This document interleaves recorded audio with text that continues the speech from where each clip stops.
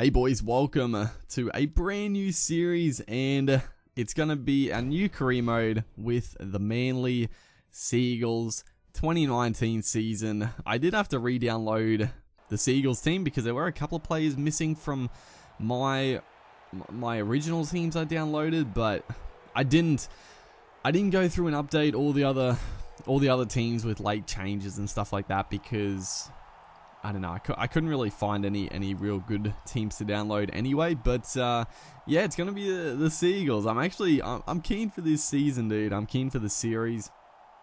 And I know I know some people will be disappointed because I did say I was going to do a poll, but honestly, the amount of people that suggested Manly was, it was overwhelmingly in Manly's favour already. I could have done a poll, but Manly were going to kill it, honestly. And it there were definitely some other teams. Probably the main one is the Eels. There were definitely a few people that wanted the Eels, and probably the Raiders were the other one. All three of those teams I would have been happy to play as. But yeah, it probably went Manly, Eels, Raiders, and then, throw in maybe the Cowboys. Every other team got a little people were talking about, but Manly, everyone was talking about them, and I've got to be honest, I was very keen to do. It was I was keen to do either Manly or Parramatta. Just two teams that both, very attacking, very exciting teams. Few good young players coming through, but yeah, we're with the Seagulls, and I'm keen. Which is, back in the day, playing as the Seagulls would not have happened. But the Seagulls are actually a team that I think people get around a bit. Wouldn't have happened, but the way the team is now, the Trbojevic brothers, you can't hate them. And then, just good team to watch. Very attacking, can play some great footy, and that man at the back, Tom Trbojevic, he's not one of the highest rated players in the game, but he's very good. I think Marty Tapau, the big fella here, he does throw the intercept, but I think he's our highest rated player, and then I think it's like Cherry Evans, Tom Trbojevic.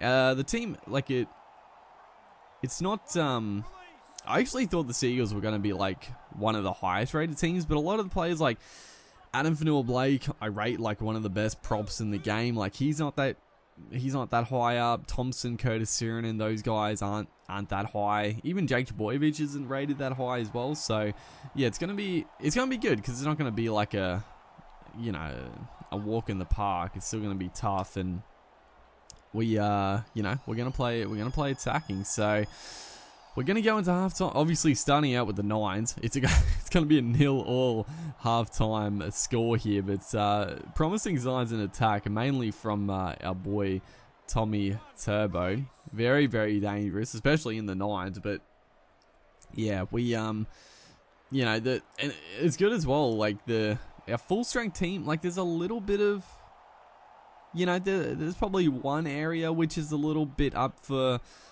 the debate of who to pick, because obviously I actually really like Brad Parker. As Marty Tapau just absolutely destroys the Dragons. He's Marty Tapau, he is unstoppable on this game. I've already noticed in the few games I played, he is a monster. And we get it onto this boy Ruben Garrick, who has been very good for them. If it wasn't for Payne Haas, I'd probably say Ruben Garrick would have been a very good chance for Rookie of the Year. But he's had a good year, and he's gonna slot this one over for our first points of the career. But I was gonna talk about the area. So it's mainly, well, not been lucky, but with the injury to Brad Parker, it coincided with Dylan Walker coming back in. But who plays? Obviously, this the game that just happened was Parramatta v the Seagulls, and they got again not lucky, but it worked out with Cade Cuss being out injured. Who I'm probably gonna have as my starting 5'8", even though he's pretty not great rated, but that's a good try to the Dragons right there. Good little offloading. Cameron McInnes always backing up. But Cust, he's an absolute gun, and not good on the game, but we'll hopefully improve him. But Cusp was out for the game, so Dylan Walker slot into 5'8", which meant Brad Parker comes in. But I really like Brad Parker as a player. I think for the time being, I'm probably going to have Moses, Sully, and Walker as our centers. But, you know, Parker could sneak in there as Tommy Trbojevic just sort of toys with the fullback. Who is the fullback? Is it Dufty? It sort of looks like a Lomax from the distance. I didn't pay attention to the Dragons team really, but Tom Trbojevic just runs around him. It doesn't get touched. Doesn't get touched at all. But yeah, that's sort of the one area that I might switch up a little bit. But other than that, I mean, also the halves, like obviously Cade Cuss has come on, and him and Cherry Evans are like sort of set there. But they've got a few like Kane LG went to the club.